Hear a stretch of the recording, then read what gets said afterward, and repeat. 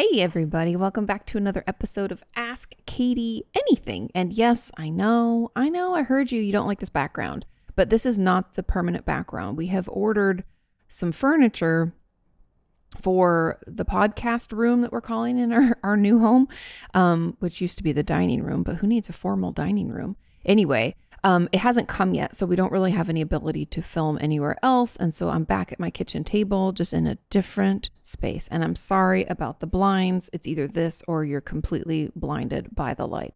Blinded by the light.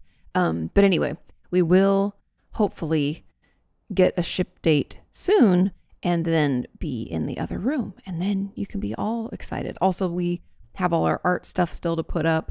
You know, we're a work in progress. And so thank you for your patience. Now, today we have 10 questions, and usually the last two are just randomly selected. However, unfortunately, this week we had so many with the same number of likes. I think it was like 31.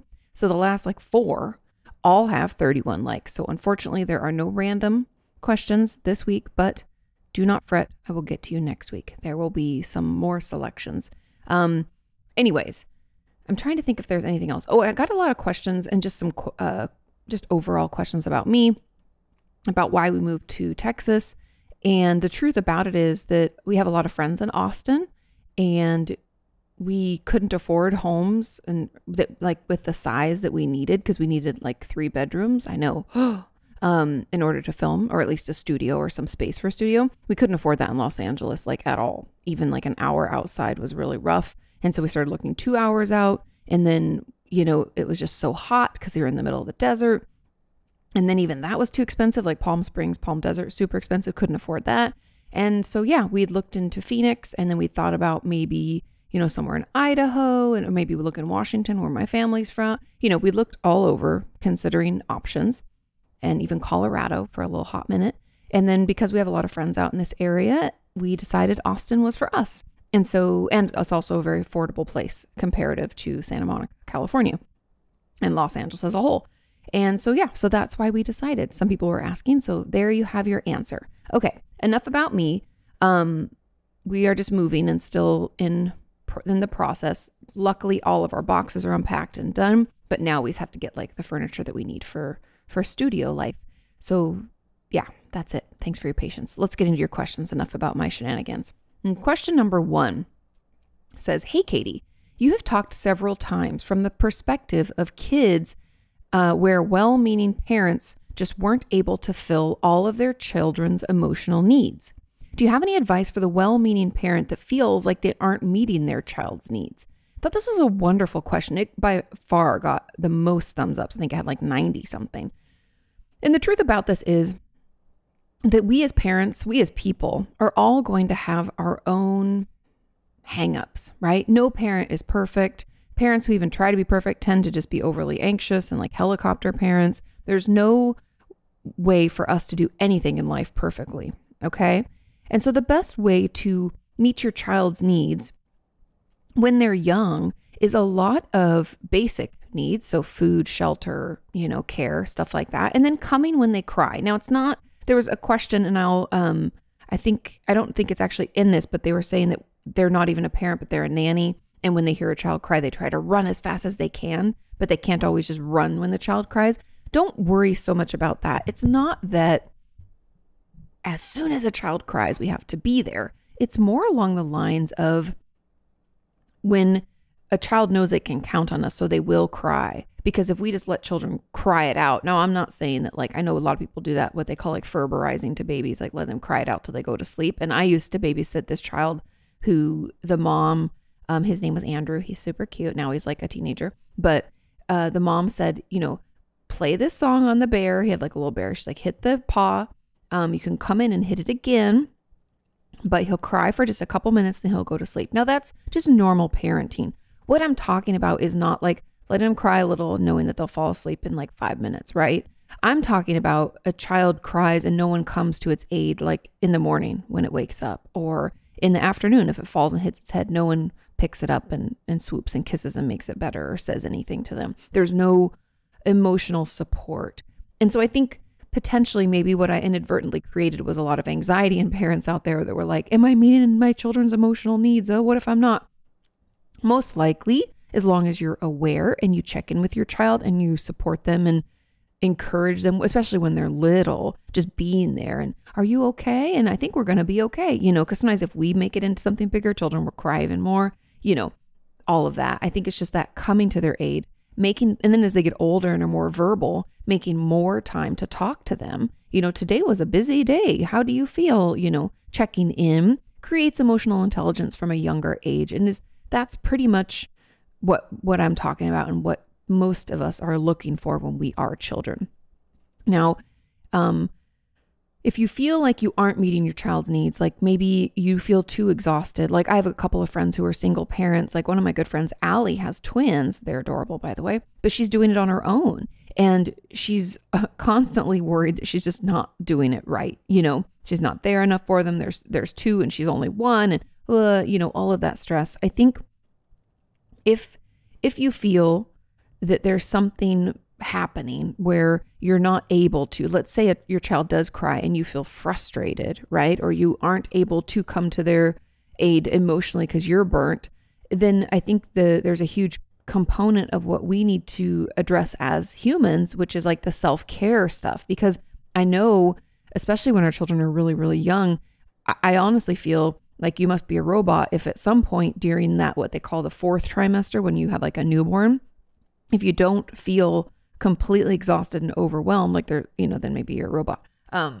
Because everybody I know, unless they have like night nurses and a whole bunch of help, get to a point in parenting at the very early on where you feel burnt out and you're not able to support your child. And so what I encourage to happen there is to either get more support, whether it's like other familial support, like my friend Allie has like her cousin and her father and her brother and family, her best friends, like Daphne, people come over and support her so she can take a break.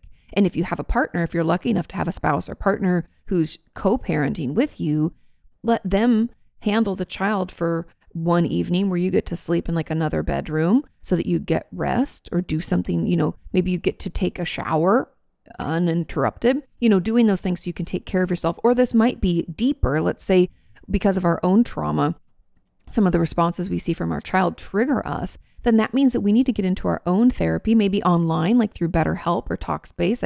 I usually link things down in the description for that. So if you're looking for some extra support that's easy, you don't have to leave your home, those are some options. They're also more affordable. Taking care of your own shit so that it doesn't boil over into your parent role is going to be really helpful. And I know that that's very broad. And I know that you're probably thinking, well, Katie, in my, particular situation, this XYZ is happening. Overall, if we're taking care of ourselves as humans and parents, as well as doing our best to just recognize how our child is and check in with them at whatever developmental level. Like I said, if they're like little toddler, it's more of like short conversations about like, oh, you hurt yourself. Did that make you sad? Or I can tell you're kind of angry. Can we use our words instead of, throwing a fit or something? Whatever, obviously depends on the child and how old they are. Or, co-parenting, switching off. Like there's just a lot of different things that we can do to make sure that we're there for our child.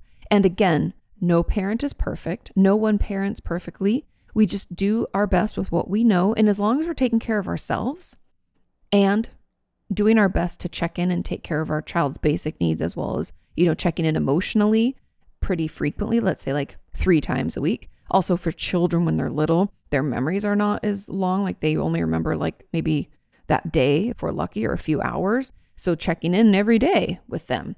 Maybe at the end of the night, you do like the pit and the peak. When I was a nanny, the like 5 and 6 year olds that I was babysitting / nannying loved pit and peak of the day, meaning the worst part of your day and the best part of your day. And we talk about it at dinner.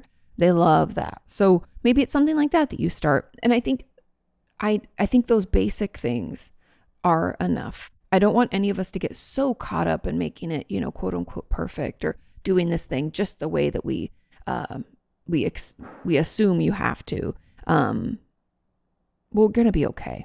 We're very adaptive. Humans are completely resilient and able to work through tough times. But I think it's also important, this is the last thing I'll say before I get into the question on this. I think it's really important as parents, and this is something new that I personally have come around to, which is I think telling a child about our own upsets and failings is just as important as us checking in on them and letting them know it's okay. Because as an adult, I've recognized that there's this period of time in your life when you think your parents are like infallible. They're like gods, like they know everything, they can fix it. I used to always think my dad can fix anything. I still kind of think my dad could have fixed anything, but there's a period where you think all these amazing things about them. And then you realize, either if you had like a horrible parent or abusive parent or something, you more quickly realize. But for some of us, it's just like as we get older, we realize, hey, our parents like don't know what they're doing, or like, why did they, we become more adult and we're able to see them for what they really are, which is human. And so I honestly believe that our relationship with our children can be healthier if they know that we're fallible too. Like we tell them, for instance, and I've talked about this in other videos as well, but let's say we yelled at our child because we were upset and we were frustrated about something that had happened.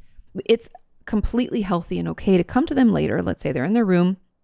They're probably mad at us. And we can say, let's say our child's name is like Lily. And we're like, Lily, I just wanted to come in here and I wanted to apologize because I know I shouted at you. And the reason that I shouted was really because I'd had a really bad day and I was feeling really tired and frustrated. And instead of talking to you about it, I took it out on you. And I'm sorry. Parents don't do that enough. And I think that those conversations are some of the most vital, not only for the development of the relationship with our children, but also it allows for their emotional intelligence to grow more quickly and more healthfully at a much younger age, where they understand, oh yeah, and then they can probably draw correlations because children are super, super smart, that, oh, it's like when I, pushed that girl at school because I was mad that I didn't get to, read from the book like I wanted to in class. Kids can get upset for all sorts of reasons. Or because mom ran late picking me up and I was upset, so I shouted at my friend or whatever, right? Then they can draw those correlations hopefully more quickly and easily, and it'll make them a better person. So I think that those are just some of the things that we can do. That's some of my advice. Obviously, I'm not a parent and I'm not pretending to know everything, but I do know about kids' emotional needs and emotional intelligence and development, and hopefully that helps us all. Now, there was a comment on this that said, I'm curious about how we can repair the damage we've already done. I never intentionally hurt my children, but now that I'm doing my own trauma therapy, I see things so differently. Inside, I'm crushed at how often I dissociated and missed out by not being present. Is there anything I can do to show them that I'm really trying? I'm finally working on myself and seeing a therapist 2 times a week. Again, I think this, and first of all, you're not alone. A lot of parents, a lot of humans, right? We're all just works in progress. And there's going to be these different time periods in our life where we realize like, man, I thought I was doing my best, but shit, this was not good, right? And I'm sure everybody goes through that. If you can have real conversations with them, I think that is best. If you can say, and I don't know, it depends on the developmental age, but I think that it is fair to tell your children, and I would encourage all of us to tell our children, if we're in therapy, to tell them that we are and why. Now, we don't have to get into details. Obviously, you're talking about like trauma therapy, but you could say something to the effect of, let's say it's me. So it'd be like, mommy, again, depending on how old they are, but mommy was hurt when she was about your age. And so now I'm going to talk to a therapist so I can try to make sense of it so that I don't feel so bad all the time. Right. And depending on when certain things happened with your children that you feel like you maybe weren't around or, unintentionally were unavailable, right? It's okay to check in with them now and make mention of that. Now, again, depending on the age of the child, they may not have memory of it, but that doesn't mean that they don't have the experience somewhere in their cellular system. And I know that sounds really ridiculous, but we know body memories are a real thing. We know that when something happens to us, even if we don't actually have a full memory, because maybe we were too young, that's why I love the book, The Body Keeps the Score. It's a perfect analogy for this because our body keeps the score. So if something happened, it's okay to bring it up now, be open to dialogue with them. Again, kind of going back to what I said to the first part of this question, I think having those conversations where you're like, hey, I messed up. Here's why. I'm working on it. So know that if there's something I've said that was hurtful, you can tell me, And again, you can bring up these old scenarios that you remember and just ask them about it. Give them an opportunity to process it, because even though you're not their therapist, just giving them a chance to put it into a narrative form and talk it out might be enough. And then truly, the best way for them to heal is for you to do better going forward. Again, none of us are perfect. I have a sneaking suspicion that you're being a little bit hard on yourself because, again, trauma is always filled with shame and we think that we're just broken and something's wrong with us. You're doing the best you can, but opening up our interactions for real communication and emotional conversation with our children will allow for truly both of us to heal. And I just want to throw this out there. You do not need to beat yourself up about past things you did over and over again once you've brought it up with them, tried to talk it out, and you know that you're trying to do better. Okay? I give you full permission to let yourself off the hook. Okay? Because the forgiveness, it's not just them forgiving you, it's you forgiving yourself. Okay, let's move on to question 2. And that was a wonderful question. I'm happy to do a full video about that. You guys let me know if you want to see that. Now, question number 2 says, "Hi, Katie. I have recently been learning a lot more about autism spectrum disorder and realized that I might be autistic. I struggle with changes in routine, noise, connecting with others, eye contact, anxiety, panic attacks, and the list goes on and on and on. Looking back at my childhood, I definitely had some of these traits, but I lived a generally happy life before moving into college and don't feel like I quote unquote struggled enough to validate an autism diagnosis." Wow, so judgmental of yourself already. "So is everything I'm feeling just anxiety? Also, how can I talk to my therapist about autism? I keep wanting her to bring it up, but she hasn't, which just perpetuates the feeling that I'm making all of this up.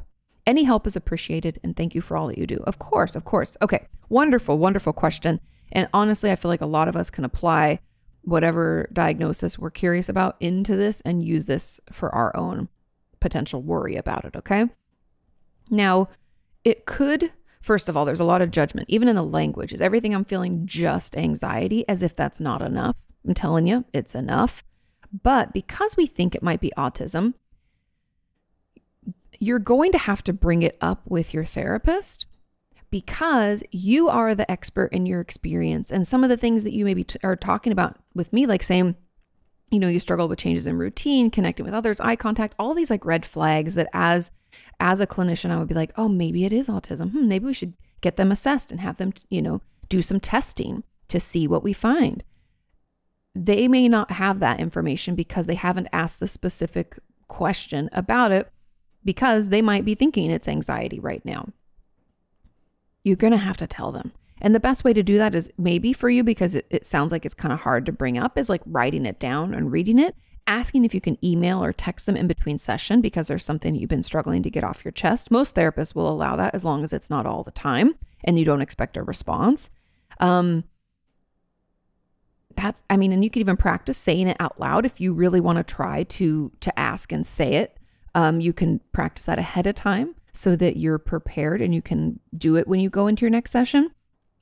But I want to dig in here for a minute about the feeling that you haven't struggled enough to validate an autism diagnosis. Now, I'm here to tell you that every diagnosis affects people differently, and someone's quote unquote lesser amount of struggle doesn't make the diagnosis less real.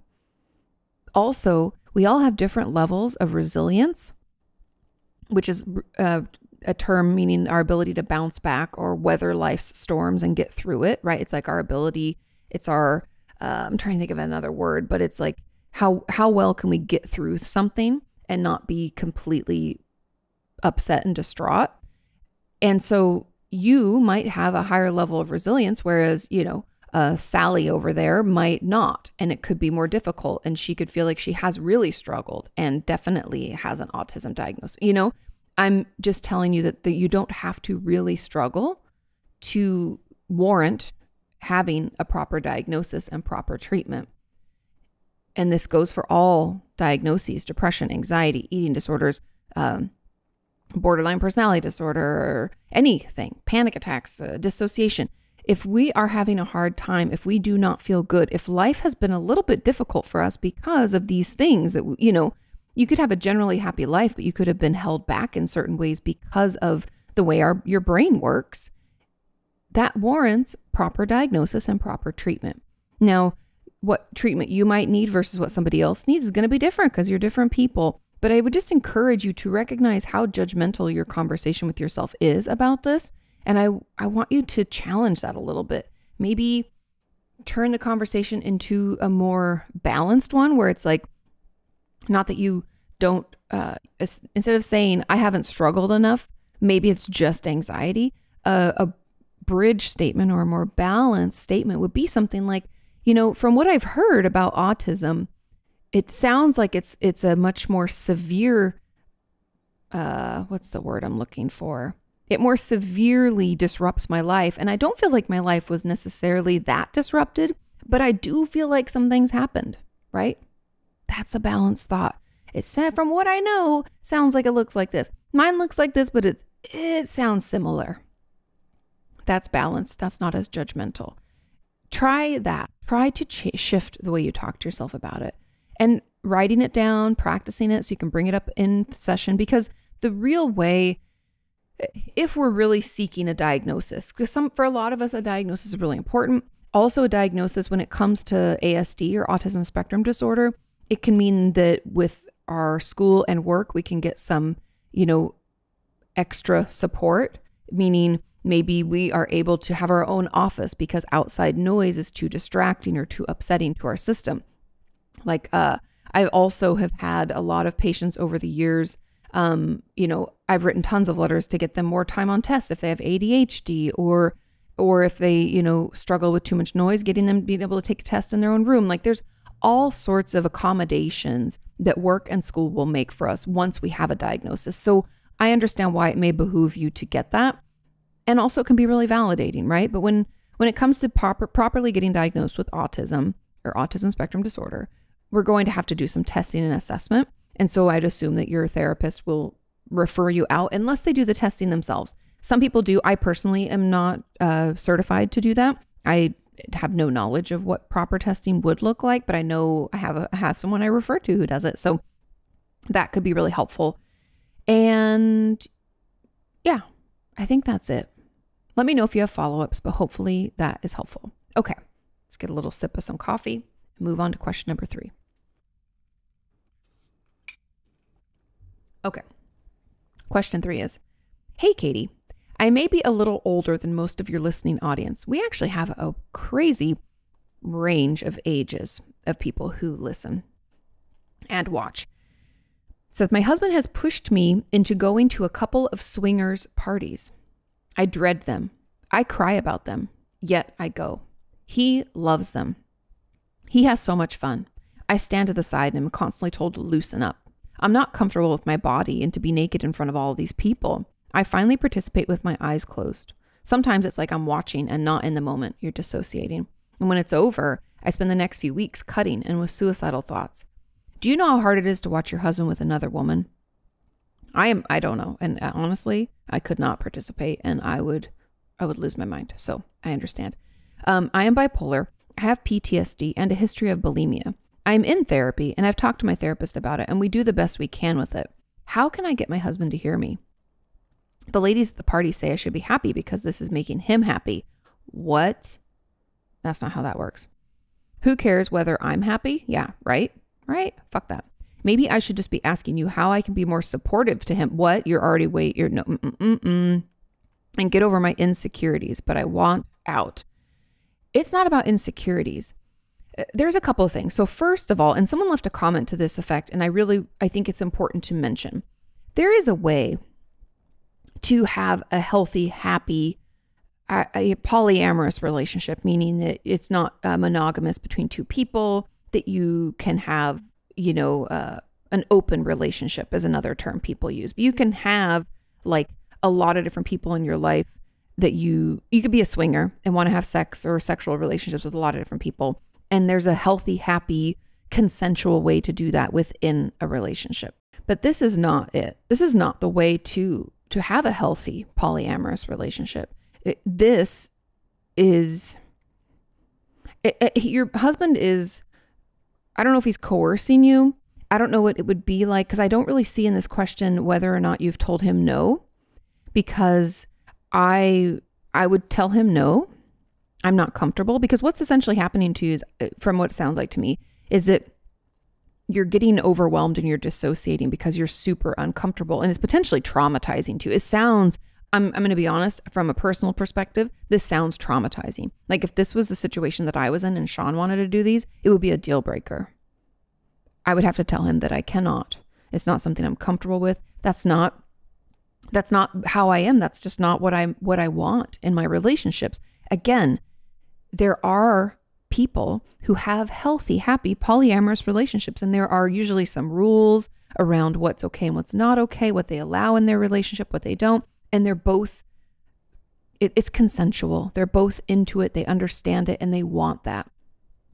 Now, it sounds to me a little bit like your husband wants to cheat on you, but is trying to like manipulate the situation by doing it this way and wanting to be, it just sounds very manipulative, and it sounds very abusive. Now, your physiological response to this, right? If we combined, first of all, just the discomfort, then the dissociation, then the waves of emotion that you have to deal with in the aftermath of this, where you feel suicidal, you engage in self-injury and just feel overwhelmed. And you're already in therapy dealing with stuff and have PTSD and bipolar disorder and bulimia. You're already dealing with plenty. So all we can do, because the question is, how can I get my husband to hear me? Now, the first thing is you can't make him hear you, because if he doesn't want to, he's not going to. We can't make people make better choices for our relationships, but we can clean our side of the street. So what I would really encourage you to do, either in therapy, have him come to a therapy session with you, or practice, again, writing down what you want to say, practice how you want to say it, practice saying it out loud with your therapist, do some like role play with it until you're comfortable, and then say it at home. But all you have to tell him is, I don't want to go to those parties anymore. I dissociate. It's so overwhelming to my system that it's like traumatizing. I'm not comfortable. And at this point, I don't want to go back. I don't see that being a part of my life anymore. Okay. It's up to him at that point to choose you, right? To clean his side of the street. Then he has to communicate why it's so important. Now, I'm not going to lie, just from a knee-jerk reaction of mine, if he was to fight you on this and to be like, how dare you? That's so selfish. I'd be out.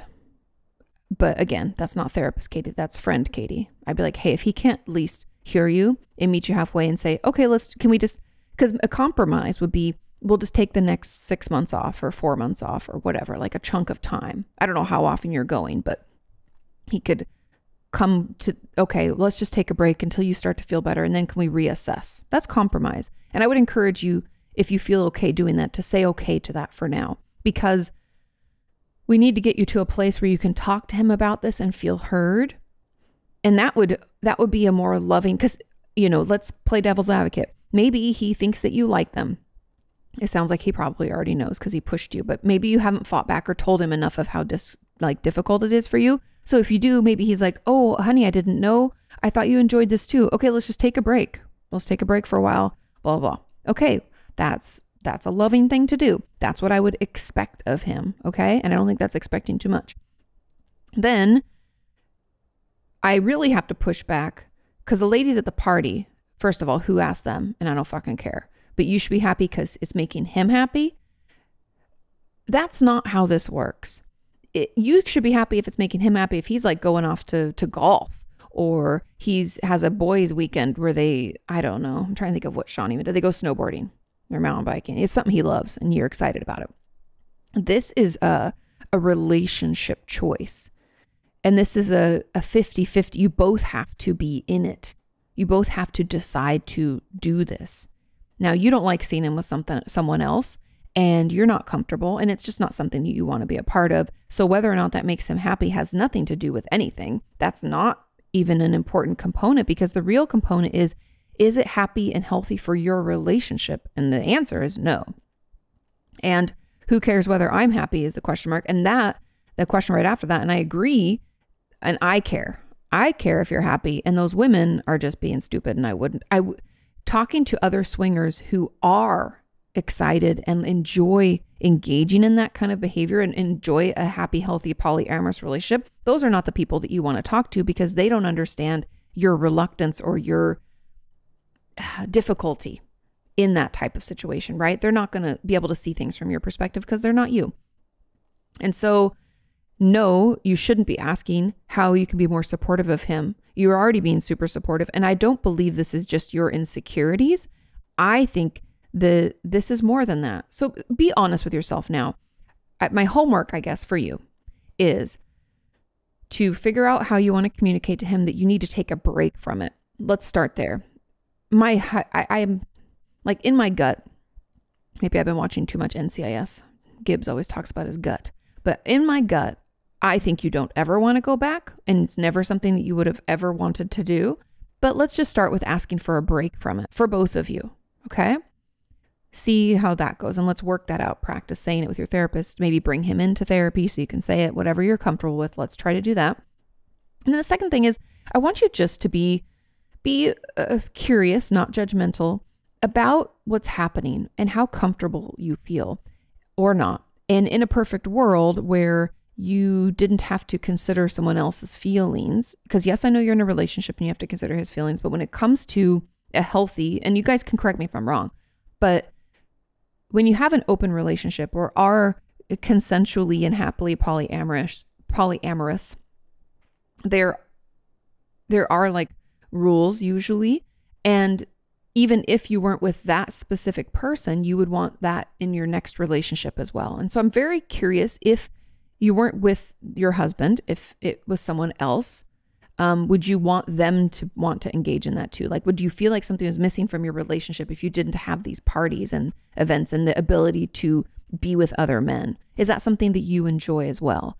My gut, and just based on the information you gave me, is like, no, you wish it wouldn't. But let's just be curious, not judgmental. You can figure out what works for you, because you're in this relationship too.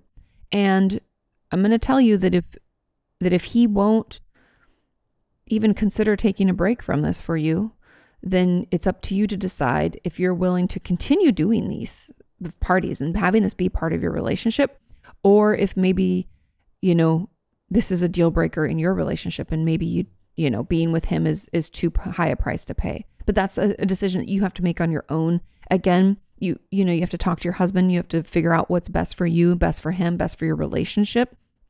I even encourage you to kind of think of those 3 buckets, like what's best for you, what's best for him, what's best for your relationship. I was even talking, this is the last little thing that I'll say, in the workshop that I am offering, the relationship workshop, which is not too late to join. So if you're interested, a lot of it's like a relationship with yourself, but we're getting into dealing with conflict and how to healthfully manage conflict and to have conversations that are difficult. And the one thing that I want us all to remember is that when we're fighting with someone that we love, it helps to think of you and them against the problem, not against each other. And so when it comes to the situation, it might be helpful for you when you're trying to navigate and negotiate with him to think of it as you and him against the problem, which is, the polyamory and your reluctance to do it, rather than you versus him. And see if that reframe just kind of changes the way that you engage in that conversation. Sometimes it can make us just slightly less emotional. And let's just see if that is helpful for you. Okay. Keep us posted. And I'm sorry that I want to give you a hug because, man, that's terrible. I could not. I just could not. I couldn't do it either. I would want out. Okay. Question number 4. It says, hi, Katie. If a therapist tells you that you're showing signs of trauma, does that automatically mean that you have a trauma-related disorder like PTSD? Or does it just mean that you're traumatized by what happened? My therapist told me that I'm showing signs of trauma, but I'm not sure if she means I'm suffering from a disorder or not. Thanks for everything you do. Of course. So you can have some symptoms of a disorder and not meet the full criteria for a diagnosis. Now, yes, I know the DSM, which is our diagnostic manual that we use to break down the different symptoms of each disorder, as well as things like the ICD-10. And I forget what the ICD stands for, but it's just another diagnostic manual or tool for, essentially in the States, it's for insurance and purposes of like treatment and following certain protocol in hospital. I mean, it runs deep in our healthcare system, but getting a diagnosis means that you meet a certain amount of criteria within the diagnostic list, right? So there's like these certain symptoms and signs that you have to have in order to receive like a PTSD or even generalized anxiety disorder, major depressive disorder. They all have these criteria that have to be met in order to get a proper diagnosis, okay?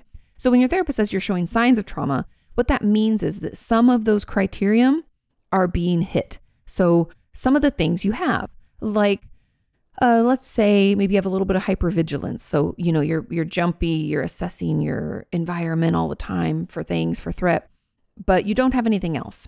And maybe you dissociate every so often, right? We can have a couple of these symptoms of trauma. Something's happened, you've been traumatized, but not everyone who's traumatized has PTSD. It just depends. Again, what I was talking about, I think it was in question 1, is like our different amounts of resilience. So our ability to withstand life's upsets and like move forward. You might have a high resilience. So even though maybe you've had multiple traumas, you might show some signs of it, but not have full-fledged PTSD because you have some tools and some skills and you're able to manage a little bit so that it doesn't completely wipe you out, right? And you don't have all the symptoms. So that's really probably what your therapist means. I mean, I'm 99.9% sure that's what she means or he means. Yeah, because we can show signs. You can show signs of depression. You can show signs of an eating disorder without actually being able to be diagnosed with it. Now, does that mean that it's not as severe or doesn't mean that you deserve as much care? No, we all are deserving of as much care as we need. And we all deserve to have any signs and symptoms that are bothersome to us be taken care of and be better managed, to have tools and resources to help us deal with them. So not having the diagnosis does not mean that you have a quote unquote lesser than trauma or that things aren't bad enough for you to get help. We all are deserving of help, but we don't all meet criteria for a random diagnosis in the DSM, which isn't the end all be all. And they change it all the time. And they refuse to do research on things that, unfortunately, my editor didn't like this, so they took it out of my book that's coming out this September called Traumatized. But I had a whole, probably page, so not a ton, maybe like 3 paragraphs about what issues I had with the DSM and the fact that it's updated so infrequently and they don't do enough exploratory research and they don't change criteria of old diagnoses very often. I have just so many issues, not to mention the fact that there's like funding, where the funding comes from, it could be limiting and they have to, it's like there's so many ways that it can go wrong and so many reasons why I don't really appreciate the APA. And I'm not to say that they're like, again, it's not all or nothing. This isn't black and white. This is just like, there's some issues that they haven't addressed. And there are some issues I have with the DSM. Particularly with regard to self-injury and non-suicidal self-injury and also eating disorders and how those are diagnosed. There's just so many things and so many frustrating issues that I have with the DSM. So don't feel like the diagnosis is a must-have. It doesn't actually mean anything different other than you have some of these other symptoms too. Does that make sense? I hope that makes sense. I don't want to get on a soapbox for too long on that. So yeah, but also feel free. And please do, actually, I encourage you to ask your therapist about it. Talk to them. I know that when I work with my patients and I think that they have something or some symptoms of something, I'll mention it. And then if they were to say like, so are you diagnosing me? Are you diagnosing me? Sorry, wow, that was a mouthful. With PTSD. And I would say, oh, no, I don't think that all the criteria is met, but here are the ones that I do think are. And then I always am open to having a conversation with my patients. I'll even bring in the DSM and walk them through how it works and what the symptoms are. And I've even copied it for patients because they don't believe they have the right diagnosis from their psychiatrist. And I think they do, or, we can discuss it. It's not I'm the doctor or I'm the therapist, because I'm not a doctor, by the way, but I'm the therapist and I believe you have this. And it's not, you can't tell me otherwise. Like, that's not how this works. I tell you what I think. I hear from you because it's with my expertise and your experience, right, that we get the best outcome. So please bring it up with your therapist and ask questions because that's completely fine. Okay, let's move on. Question number 5.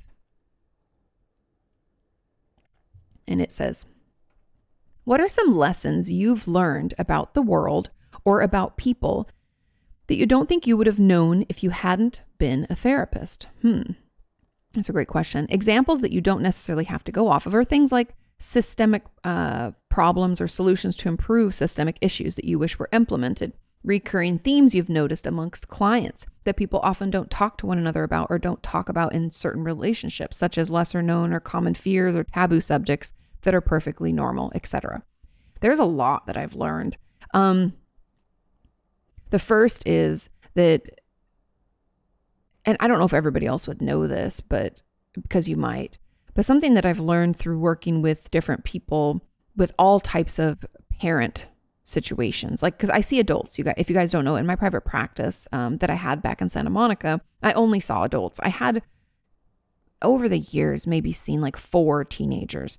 And that was just because, for some reason, either it was like, I'm an eating disorder specialist and they had an eating disorder and it's really hard to find someone. So I would do it, or just something about their situation spoke to me. And I thought that it was, it's someone I wanted to see. So I realized that children have issues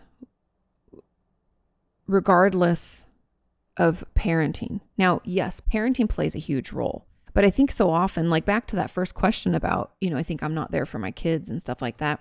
There is a huge, obviously it's nature and nurture, but I don't think I realized just how powerful nature is, meaning that I have, I've had plenty of patients over the years whose parents are involved and active and supportive and loving and like all the things that we as, mental health clinicians know supports healthy children, healthy people, and they can still have really tough times.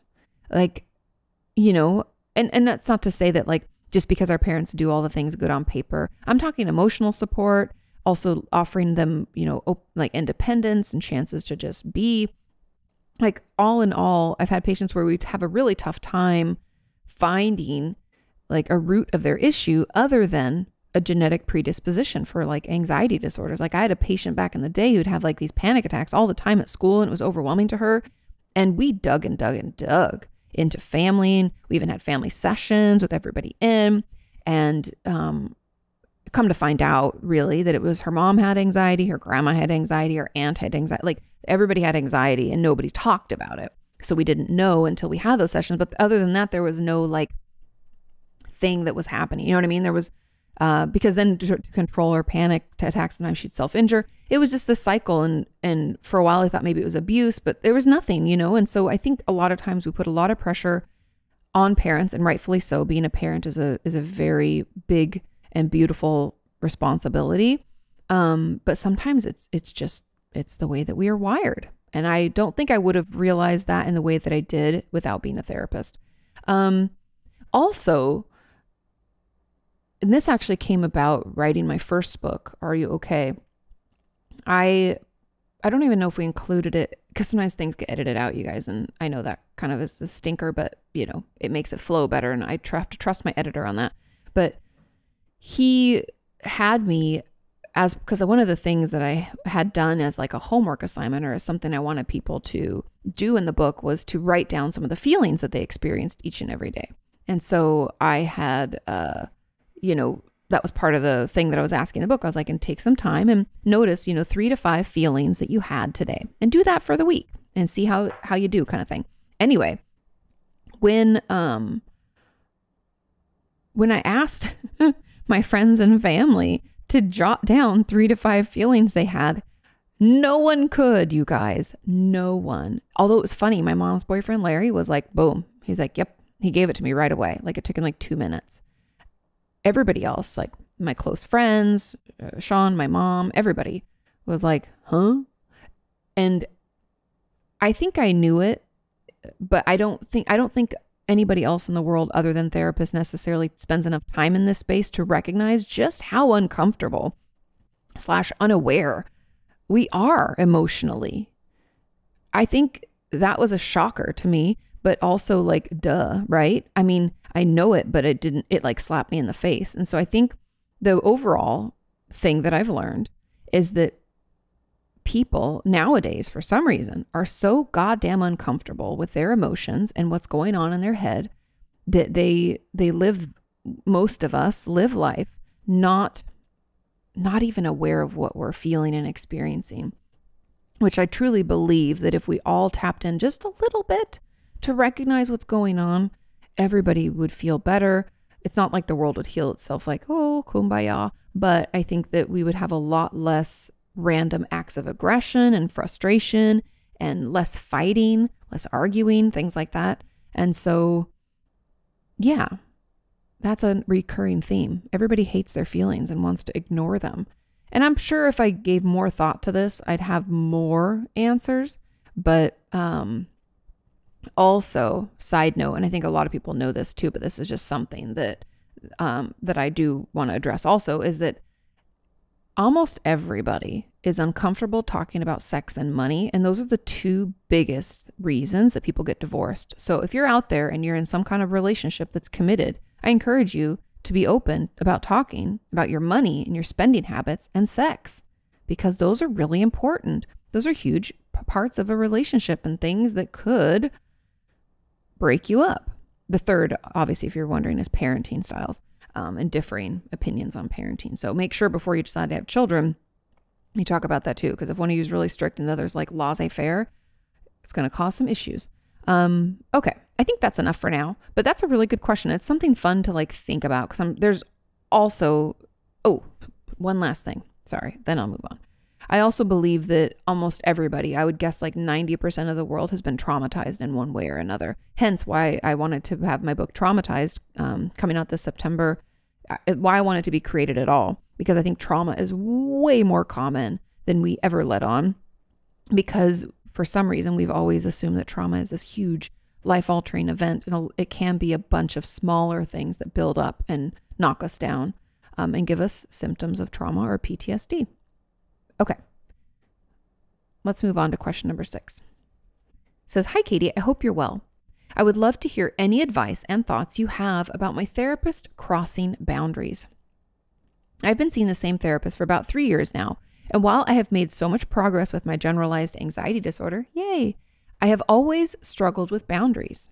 I know I can't blame all of this on my therapist, but there are a few things that she has done that I think have crossed the line. For example, she sent me a package with a wallet card book about anxiety before I left for college.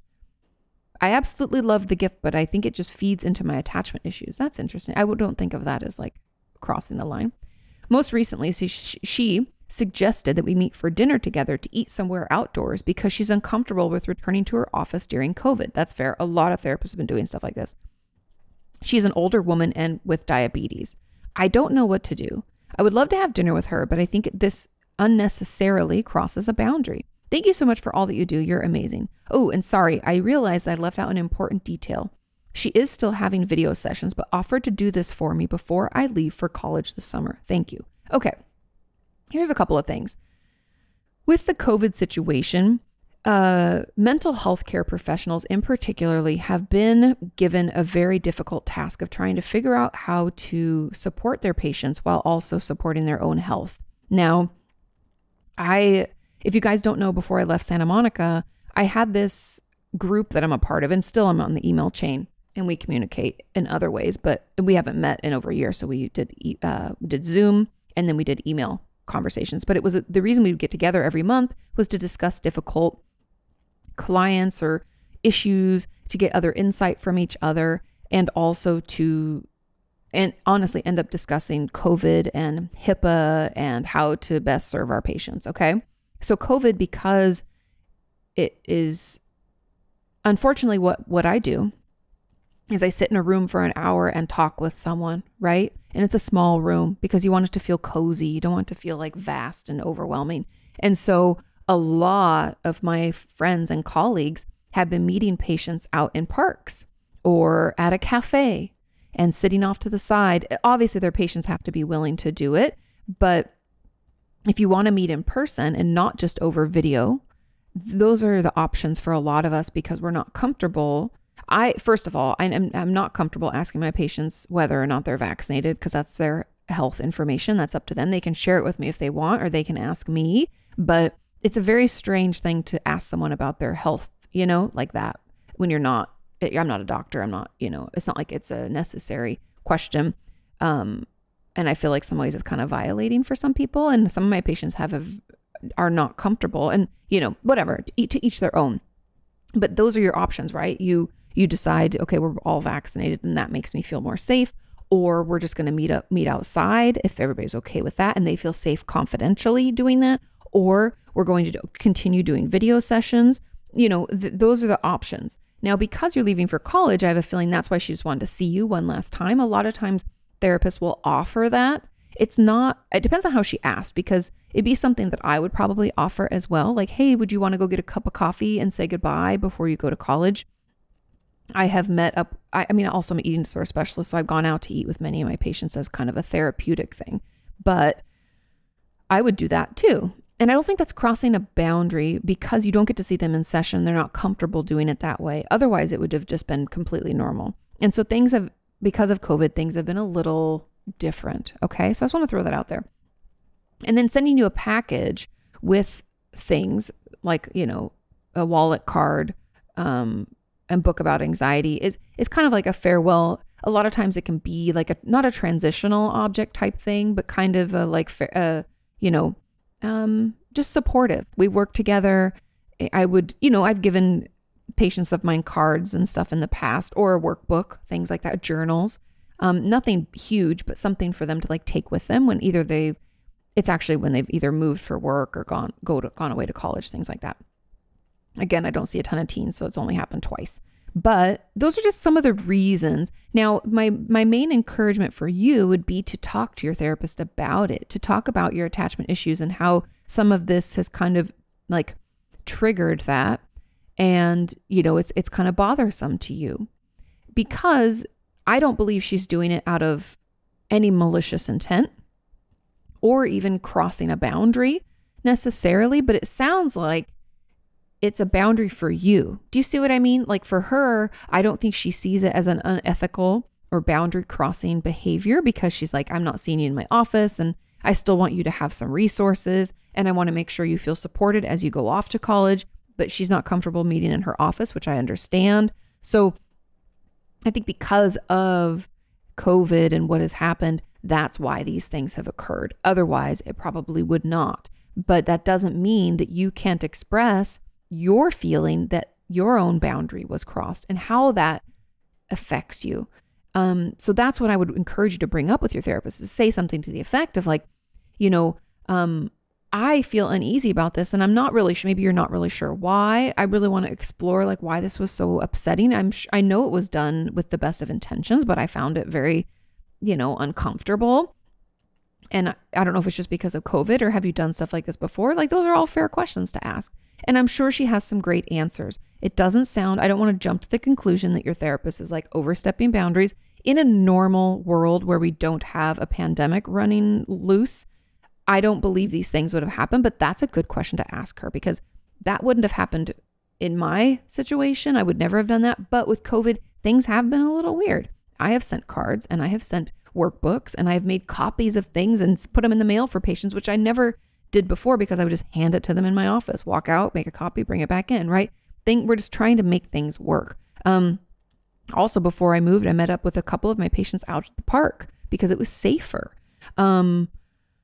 Yeah, so those are just some of the things. I don't really think, my gut is, I don't think that this is normal. I think it is due to COVID. And yes, she's still offering video sessions, but sometimes, we're leaving, you're kind of graduating from therapy, you're moving away possibly. And so it's kind of just a way to end and support you through that. And I think that that's wonderful from her perspective. However, it's really important that you communicate that it is not comfortable from yours. Okay.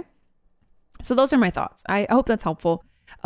It's always important if something makes us uncomfortable in therapy to bring it up, to talk to our therapist, because chances are, we're going to hope for the best, right? Chances are they did not intend for it to be that way. And we just need to give them opportunity maybe to explain and also validate the fact, like if I was your therapist and I had done this and you brought this to my attention, I would say, I want to apologize. I did not mean to make you uncomfortable. I understand. We will not do the dinner. Totally understandable. And I will not send packages again. The reason that I did it was so my intention was, to support you because you're leaving. I wanted you to know and have resources. And it's just something that I would normally do in my office. But since we're not meeting, I tried to do it this way. Excuse me. Again, I'm so sorry that this was upsetting, right? That's what I would say. So I would hope that she would say that too. Let's move on to question number 7. It says, hi, Katie. What experiences with your clients have had the biggest impact on you? I know because of HIPAA you'd have to be vague, but I'd love to hear some stories. Okay. And then it says, comment, as a follow-up, since therapists get to hear about the deepest, darkest secrets from so many people and the roughest of rough challenges people face, as well as follow clients through their healing journey, and yet they almost never will cry in session, I'm wondering which types of therapy sessions have made you or other therapists cry, including examples of happy crying or sad crying after the session because of their impact. If anything, what helpful lessons did you learn from the experience or from hearing about the experiences of your colleagues? Okay, so many good questions, and I have tons of stories, but again, there's not that much that I can share. Here's a couple of things. There's so many. Okay, so one example, a client, and it's just funny because they just stand out. So at my time at the Eating Disorder Treatment Center, I had quite a few patients whose lives were like drastically changed. There was one patient I had who had struggled. This was like her 14th stay in an eating disorder treatment center. And luckily for her, her parents were really, really wealthy. And so they could pay for her to go to all these treatment centers, but that was kind of part of the problem. Anyway, she stayed with us for like 3 or 4 months, I want to say. And come to find out, well, we found the cause of her eating disorder, which was that she was gay and didn't feel comfortable telling people she was gay. But in the time, I don't know, it was just magical watching the transformation. And I think it was because of some of the stuff that, and this is going to sound weird, and obviously I can't get too specific, but some of the things that we allowed her to do that at other treatment centers, they were like, absolutely not, which just perpetuated this like inner child revolt. Like her inner child was very stubborn and felt very forced into a certain life that she didn't want. And yeah, watching the transformation, I think that's overall, like, I'll still remember her outing to go on her first date with another woman. It made me cry. I went in the office and cried. I was so happy. Those were happy tears. I was just so happy for her to just be free to be her. Oh, so awesome. So there was that. Then I had a patient in the Eating Disorder Treatment Center again, who wanted to be an actress forever, and her eating disorder held her back. And she had really struggled. And I think this was like her 4th or 5th stint again in treatment. And she stayed with us for, I want to say for 6 months or it seemed like a longer period than most of our patients. And she also had like co-occurring addiction problems. Anyway, it was about 4 or 5 months after discharge. So she'd been with us. She'd done well. She'd gone in the step down program. She'd gone out to stayed at our house for a little while. We had like a IOP or PHP program where they could live in a home, a supportive therapeutic home, and did that, step down. We'd referred her out. She had her outpatient therapist still. Anyway, we got an email to like our general work email and was forwarded out from, our office manager that she was in this big play in LA, and we got to go see her. And we all cried. It was so good. It just a feel good. Okay. So those are some of the feel goods. Now, one of my best friends, Abba, she used to work at I don't even know what I think it was just like, I don't know if it was with domestic violence, but I don't think she worked at the home because it was like a secret place, right? Like those things are like off the grid and nobody goes to them, but they pick all the women and children up in a van and take them over for their therapy and stuff. I think that's how it worked. Anyway, she worked at a domestic violence treatment center, and she had a patient, quite a few patients, because of the cycle of violence, go back into those relationships. And she would sit in her office afterward and cry. And sometimes she would call me and we would just cry because it was so depressing and sad. And, you know, no blame on the person. It was just, sometimes things are overwhelming. And then I've heard a lot of trauma stories. Even talking about that made me almost want to cry again. It's so sad, especially when there's children involved. And then she's like, oh, now I'm gonna have to call CPS. It's just such a mess. And then you hate it. I have, I'm trying to think of another one. I have had other situations that were like impactful for different reasons, like patients who really challenged me, or patients who threatened me, things that were scary that like stick out, but those aren't like happy, sad. It's like I'm overwhelmed and I'm out of my comfort zone. Like I don't know how to deal with this. And it's been a really good growing experience for me. Yeah, I think those are just the ones. Okay. And then somebody said, if anything, what helpful lessons did you learn from your experiences or from hearing about the experiences of your colleagues? I mean, first of all, for me, the happy crying stuff is like healing's possible. We can get better.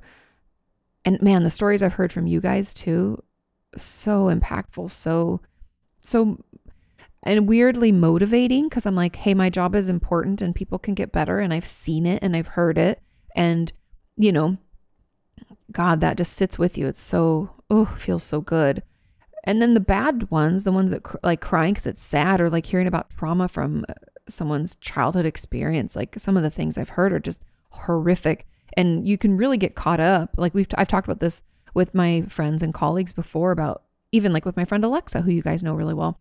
You can get caught up in like wow, there's so much evil in the world, but you have to stick. I choose to believe that there's also a lot of good. There's more good in the world than there's evil in the world. And so as long as I continue to choose to believe that, and yeah, I don't know, that's how I can keep doing my job, I guess. Cause I know some people I went to school with tried to work in the field and could not, because it was just too overwhelming. The pain that they had to hear about all the time was just too much of a burden, right? Not everybody's cut out for it, but I think the lessons are that we are resilient, we can overcome, and there's way, way, way more good people than bad people. And I could talk about that stuff forever, but let's move on to question number 8, okay? Question says, hi, Katie. My childhood was quite unstable, and I feel like I'm only starting to suffer the consequences. There were extended periods where I didn't have access to essentials, including food, gas, electric, or a caregiver. Drugs made them present, but unavailable at times, or they just left and never came back. Or a caregiver to attach to. Gotcha. So now attachment is something that I want so desperately, but terrifies me all the time, or all the same. It's gotten so severe that I can't walk past churches, for example, because to me, church is a place where people get married, and marriage leads to attachment, which terrifies me, because it's only ever led to me getting hurt. I was recently dating someone who I liked and could see a future with, but ended it because we were getting too close and it felt incredibly dangerous. Yeah, we can feel really vulnerable. I want to reach out for help, but it's gotten to the point where I consciously avoid making eye contact with people to completely avoid any risk of attachment. So how am I meant to tell someone my deepest, darkest secrets? Interesting. Any advice on how to overcome what appears to be a complete aversion to attachment in any form? Thanks, Katie. Yes, this is very common. And what you're experiencing, not to say like, oh, it's so common, this happens to a lot of people. This happens to a lot of children whose parents were completely unavailable for whatever reason, right? We can fear, not even just unavailable, parents who are abusive. So it could be, physical abuse, sexual abuse, or emotional abuse, which sounds like what you lived with was neglect. And that neglect has left this big hole in you, and for someone to care and love you and to have that connection and that support from a caregiver, right? And we have that hole in ourselves. And instead of, because when we have that hole and we feel like we really, really want someone so badly, we can respond in one of two ways. we can overly attach to everybody, which I worked with a child. This was one of my first like counseling jobs, you guys. Before I was in grad school, it was between undergrad and grad. I worked at this family counseling center. There was this little girl that I would go see at the school, and she was probably 7. She was just little, 6 maybe. And she wanted to attach to everybody. She would like hug on her teacher's legs. Like every time I'd come to her, she'd run and hug me. And I would have to explain to her. I would say, you realize that you don't know me that well. Like for the first few weeks, do we hug strangers? No, Miss Morton, we don't.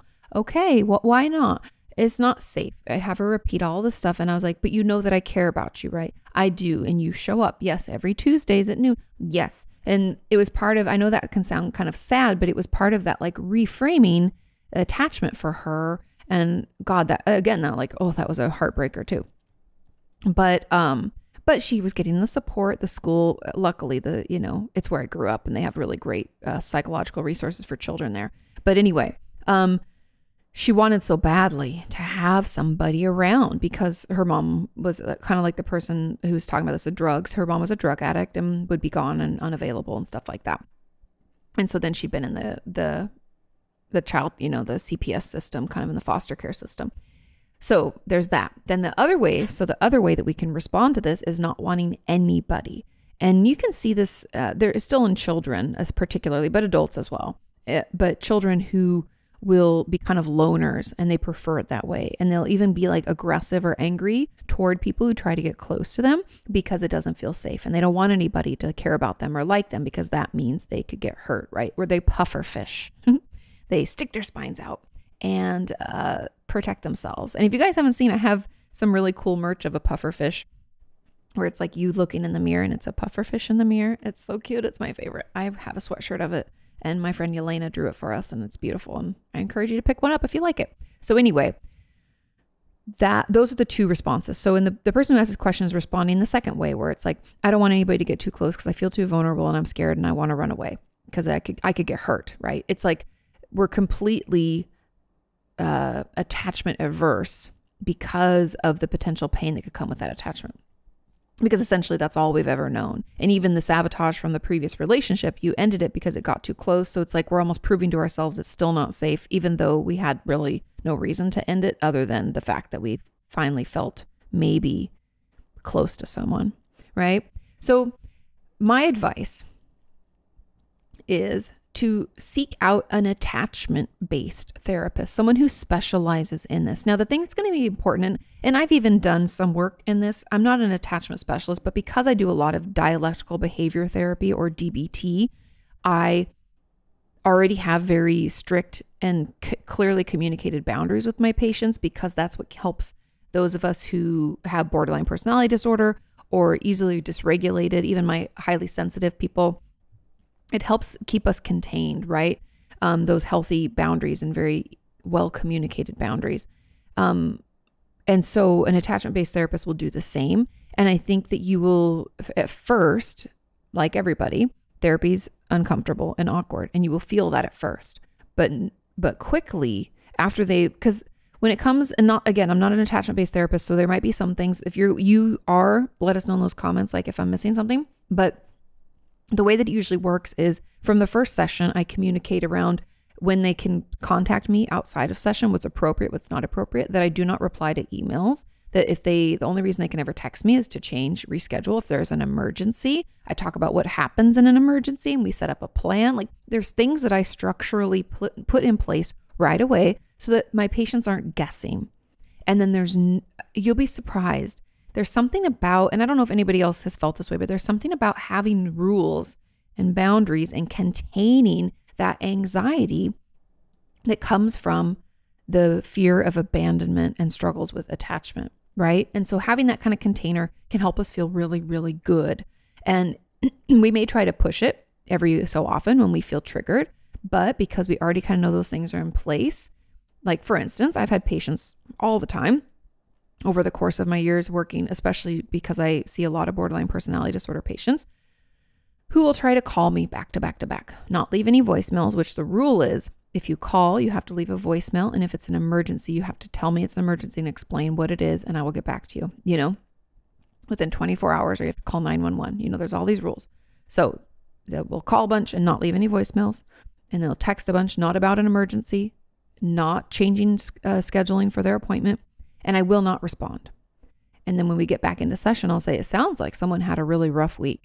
Let's talk about this. Why did you call me this many times? What was going on? Explain to me, and give them time to debrief that impulsive need to reach out, what was happening. And then we get to process and we get to put a plan in place for ways that they can self-soothe, because they didn't have a way to self-soothe, right? It's all indicative of, that need for attachment, but the struggle with it and not feeling like we can regulate. And so having a therapist, I know I'm going off on a tangent, so I'm going to bring it back. So having a therapist who does dialectical behavior therapy or calls themselves an attachment-based therapist will be super, super helpful. I'd also even throw in that most trauma specialists, like my friend Alexa, is well-versed in boundaries and attachment. Trauma specialists can be great at this too.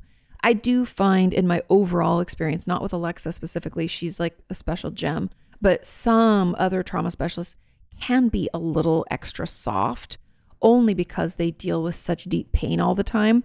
When it comes to DBT and when it comes to attachment, we're soft, but we're rigid in some ways too, right? Because we have to hold that line for you so that we keep this container where you feel safe.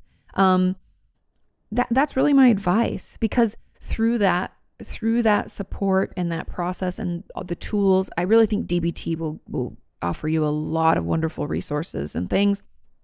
You will be able to slowly open up and feel safe enough so that you can go out into the world, engage with other people. Again, the great thing about therapy is you get to practice relationships in that session with your therapist. Like, what's the relationship with your therapist like? How do you communicate? When do you shut down? I've also, with my borderline patients, they'll no show and then they'll show up a lot. It's like they'll want to increase their sessions and they won't show up. So, and then processing that, right? You have that safe space to kind of act out what you want to do in life and then talk about it in a non-judgmental way in a safe space. Does that help? I hope it helps, but keep me posted. Okay, moving on to question number 9. It says, "Hi, Katie. I have been seeing my therapist for a couple of years and I'm making progress. Yay! But even though I feel better, I still have a very long list of important/difficult things that I want to talk about and work through in every session, don't we all? And every time we only get to a third of it. Is this normal? Yes. It's so frustrating to feel that there's never enough time. Any suggestions on what to do? Yes, I have a lot of suggestions. Okay, this is very common. And I think all of us feel this way. Especially, I don't know if anybody else feels this way, but sometimes, like right now, I haven't seen my therapist in like quite a while. Because of moving, and now I got to find somebody here and blah, blah, blah. So I'll feel like I have so much to talk about, and then I'll get there and I'm like, boop. And so I usually make notes and make a list. And so that's really what I encourage all of us to do. Make notes about what you want to talk about, what you want to address, maybe what you want to improve. Let's make that list. Let's write it down. And then when you go into session, give it to your therapist and say, I just want to keep working through this list. I feel like we only get to about a third of the things that I want to. And I feel like there's never enough time. And so I just don't want to lose progress. I don't want to forget things, right? So keep this running list. It's okay. I keep it on the notes in my phone, and I would encourage you to do the same, because that you can update whenever, because sometimes I'll just be out doing something. I'm like, fuck, I forgot about that. And I'll write it down. I wanted to mention that, because sometimes you just go into session. I cry every time. So I'll be like, ooh, get into it. And then I forget some of the important things. I'm too emotion brain. I can't think clearly. So make that list, give it to your therapist, keep your own. And then second thing is, when this was happening for me, and if it happens with my patients for a lot, that's why it's really important that you tell your therapist about this, by the way, is because maybe you need to go more than once a week if you can. Now, I did that for a little bit right before Sean and I got married, and then shortly after. It was so stressful, you guys. I was studying to take my licensing exam, planning a wedding, which if anybody's ever done that, you know what I'm talking about. And I was also working full time and doing YouTube videos. It was a lot. I was like totally maxed out and like crying all the time. So I went to sessions twice a week, and that could be another thing as well, because then you have more time and then you actually end up getting through it all. And so that's why bringing it up with your therapist, hey, I feel like we don't really, get through all this long list of things. And I feel like I can never just get through enough with you. I feel like 50 minutes or an hour or whatever it is isn't enough time. Can we do a double session? Or can I do twice a week or whatever you can afford or whatever's available to you, I would encourage you to ask your therapist about it and talk about it, because most insurances cover it. At least a double session, or at least 90 minutes, I believe, is like the least amount of coverage that I've seen on people's insurance. So look into it and see, because there's also like, I even have heard recently from a couple people in our community that through different ways of billing insurance, sometimes having a longer session actually means that you as the patient gets more money back and you get more therapy. Ta-da! Amazing. So anyway, bring it up with your therapist. Let them know. Yes, this is very normal. I think we all feel this way. Keep the notes in your phone. Have your therapist keep the list as well, so that you can continue to work through it. And maybe, because for me, sometimes I'll go once a week, then I'll take a break. Sometimes I go twice a week. I went twice a week. I want to say it was like a year when my dad died, I think, and then maybe 6 months leading up to Sean and I's wedding, and then the after. So it's okay to up and down and make it work for you. Sometimes we need more support. Sometimes we have more shit to talk about, and sometimes we don't. And so, yeah, super, super normal. I've been there too. I hope that helps. Hope those suggestions are helpful. Okay. Final question. Question number 10 says, "Hi, Katie. What would you as a therapist think if your client told you that sometimes they turn into a little child, fearfully retreat into a corner and curl up there, fantasizing about the therapist being there to comfort them?" That's very normal. "It feels like I'm suddenly a child full of fear and doing some kind of extreme fantasizing to the point that it almost feels real.